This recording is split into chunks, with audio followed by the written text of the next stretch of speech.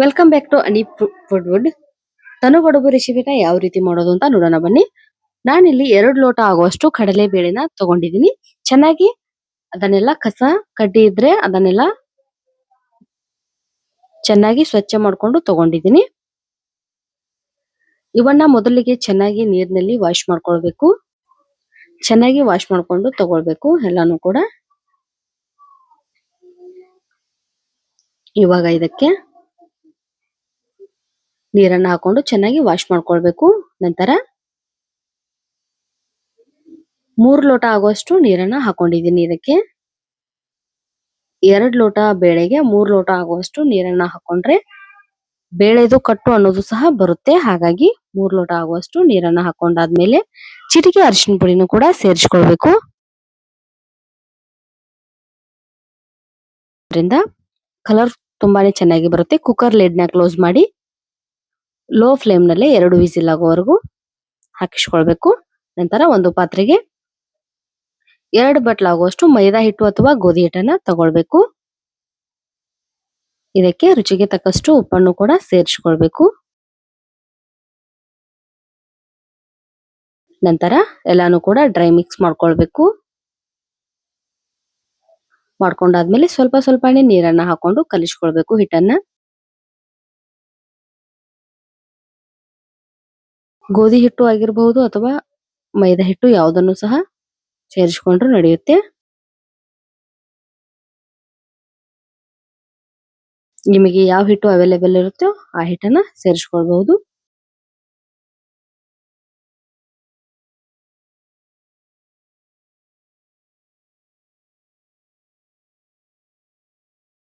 ಹಿಟ್ಟು ಎಲ್ಲ ಕಲಸಿದ್ದಾದ್ಮೇಲೆ ಒಂದು ಪ್ಲೇಟ್ನ ಮುಚ್ಚಿ ರೆಸ್ಟ್ ಮಾಡೋದಕ್ಕೆ ಬಿಟ್ಟು 2 ವಿಸಿಲ್ ಆದ್ಮೇಲೆ ಬೇಳೆ ಕೂಡ ಬೆಂದಿದೆಯೋ ಇಲ್ವಾ ನೋಡೋಣ. ನೋಡಿ ಯಾವ ರೀತಿಯಾಗಿ ಬೇಳೆ ಬೆಂದಿದೆ ಅಂತ. 70% ಅಷ್ಟು ಮಾತ್ರ ಬೇಳೆ ಬೇಯಿಸ್ಕೊಳ್ಬೇಕು ಯಾವತ್ತು ಹೂರಣ ರೆಡಿ ಮಾಡ್ಕೊಳ್ಳೋದಕ್ಕೆ. ನೋಡಿ ಇಷ್ಟು ಸಾಫ್ಟ್ ಆಗಿ ಬೆಂದಿರಬೇಕು ಬೇಳೆ. ತುಂಬಾನು ಕೂಡ 100% ಆಗಿ ಬೇಯಲಿಕ್ಕೆ ಹೋಗಬಾರ್ದು. ನಂತರ ಇದನ್ನ ಜಾಲರಿ ಸಹಾಯದಿಂದ ಈ ರೀತಿಯಾಗಿ ಶೋಧಿಸ್ಕೊಳ್ತಾ ಇದ್ದೀನಿ. ನೀರನ್ನೆಲ್ಲ ಶೋಧಿಸ್ಕೊಂಡು ಇಟ್ಕೊಂಡು ಅದನ್ನ ಸಾಂಬಾರ್ ಮಾಡೋದಕ್ಕೆ ಬಳಸ್ಕೊಳ್ಬೇಕು. ನಂತರ ಅದೇ ಪಾತ್ರೆಗೆ ಮತ್ತೆ ಬೇಳೆ ಕಾಳುಗಳನ್ನೆಲ್ಲ ಸೇರಿಸ್ಕೊಳ್ಬೇಕು.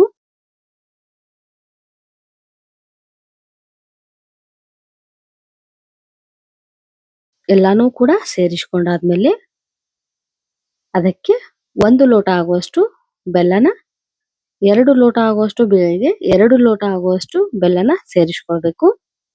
ಇದು ಪರ್ಫೆಕ್ಟ್ ಆಗಿ ಸಿಹಿ ಇದಕ್ಕೆ ಹೊಂದಿಕೊಳ್ಳುತ್ತೆ. ಈ ರೀತಿಯಾಗಿ ಎಲ್ಲಾನು ಕೂಡ ಚೆನ್ನಾಗಿ ಮಿಕ್ಸ್ ಮಾಡ್ಕೊಂಡಾದ್ಮೇಲೆ ಸ್ಟವ್ನ ಆನ್ ಮಾಡಿ ಸ್ಟವ್ ಮೇಲೆ ಕುಕ್ಕರ್ ಅನ್ನ ಇಡಬೇಕು. ಲಿಡ್ ಏನು ಕ್ಲೋಸ್ ಮಾಡೋ ಅವಶ್ಯಕತೆ ಇಲ್ಲ. ಮೀಡಿಯಂ ಫ್ಲೇಮ್ ನಲ್ಲೇ ಈ ರೀತಿಯಾಗಿ ನಾವು ಮಿಕ್ಸ್ ಮಾಡೋದ್ರಿಂದ ಈಗ ಯಾವ ರೀತಿ ನೀರಾಗಿದೆಯೋ ಆ ರೀತಿ ಉಳಿಯೋದಿಲ್ಲ. ಸ್ವಲ್ಪ ಗಟ್ಟಿಯಾಗಿ ಬರುತ್ತೆ. ಹೂರ್ಣ ಹದವಾಗಿ ರೆಡಿ ಆಗ್ಬೇಕು ಅಂದ್ರೆ ಈ ರೀತಿಯಾಗಿ ಮಾಡ್ಕೊಳ್ಬೇಕು. ಊರಿನ ಮೀಡಿಯಂ ಫ್ಲೇಮ್ ನಲ್ಲೇ ಇಟ್ಕೊಂಡು ಈ ರೀತಿಯಾಗಿ ಬೇಯಿಸ್ಕೊಳ್ಬೇಕು. ಎಷ್ಟು ಬೇಯಿಸ್ಕೊಳ್ತೀವೋ ಅಷ್ಟು ಚೆನ್ನಾಗಿ ಹೂರ್ಣ ಅನ್ನೋದು ಹದವಾಗಿ ರೆಡಿಯಾಗಿ ನಮಗೆ ಬರುತ್ತೆ. ನೋಡಿ ಯಾವ ರೀತಿಯಾಗಿ ಕುದಿ ಬರ್ತಿದೆ ಅಂತ ನೋಡಬಹುದು. ನೋಡ್ತಾ ನೋಡ್ತಾ ಯಾವ ರೀತಿ ಗಟ್ಟಿಯಾಗಿದೆ ಅಂತ ಕೂಡ ನೋಡಬಹುದು. ಈ ರೀತಿಯಾಗಿ ಗಟ್ಟಿ ಆದ್ಮೇಲೆ ಸ್ಟವ್ನ ಆಫ್ ಮಾಡ್ಕೊಳ್ಬೇಕು. ನಂತರ ಅದೇ ಜಾಲರಿನ ತಗೊಂಡು ಕೆಳಗೆ ಒಂದು ಪಾತ್ರೆನ ಇಟ್ಕೊಂಡು ಸ್ವಲ್ಪ ಸ್ವಲ್ಪನೇ ಬೇಳೆ ಕಾಳುಗಳನ್ನ ಹಾಕೊಂಡು ಒಂದು ಬಟ್ಟಲಿನ ಸಹಾಯದಿಂದ ಈ ರೀತಿಯಾಗಿ ಹೂರ್ಣನ ರೆಡಿ ಮಾಡ್ಕೊಳ್ಬೇಕು.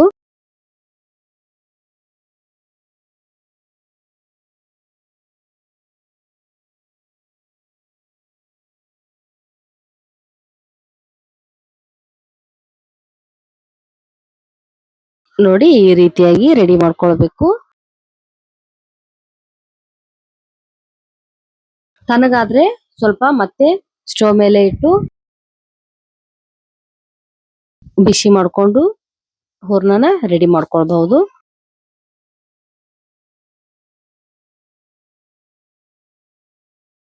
ನೋಡಿ ರೆಡಿ ಆಯ್ತು ನಮ್ಮ ಹೂರಣ ಅನ್ನೋದು. ನೋಡಿ ಎಷ್ಟು ಪರ್ಫೆಕ್ಟ್ ಆದ ಹದದಲ್ಲಿ ಹೂರ್ಣ ರೆಡಿ ಆಗಿದೆ ಅಂತ ನೋಡ್ಬಹುದು. ತುಂಬಾನೇ ಸಿಂಪಲ್ ಆಗಿ ಮಾಡಬಹುದು. ನಂತರ ಈ ಕಡೆ ಹಿಟ್ಟು ಕೂಡ ನೆನೆದಿದೆ. ಅದಕ್ಕೆ ಸ್ವಲ್ಪ ಎಣ್ಣೆನ ಹಚ್ಕೊಂಡು ಈ ರೀತಿಯಾಗಿ ಮತ್ತೊಮ್ಮೆ ಮಿದ್ಕೊಳ್ಬೇಕು ಹಿಟ್ಟನ್ನ. ಮಿದ್ಕೊಂಡಾದ್ಮೇಲೆ ಸಣ್ಣ ಸಣ್ಣ ಉಳ್ಳೆಗಳನ್ನ ಮಾಡಿ ಇಟ್ಕೊಳ್ಬೇಕು.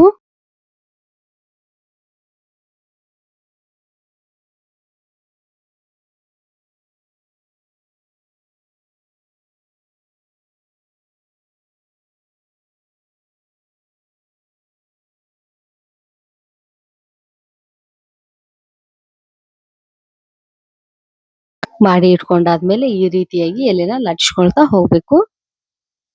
ಲಟ್ಟಿಸ್ಕೊಂಡಾದ್ಮೇಲೆ ಈ ರೀತಿ ಅಂಗೈಯಲ್ಲೇ ಎಲೆನ ಹಿಡ್ಕೊಂಡು ಈ ರೀತಿ ಸ್ಟಫಿಂಗ್ ಹೂರ್ಣನ ಇದರೊಳಗೆ ಫಿಲ್ ಮಾಡ್ಕೊಳ್ಬೇಕು. ನೋಡಿ ಯಾವ ರೀತಿ ವಿಡಿಯೋದಲ್ಲಿ ತೋರಿಸ್ತಿದೀನಿ ಅದೇ ರೀತಿಯಾಗಿ ಫಿಲ್ ಮಾಡ್ಕೊಳ್ಬೇಕು.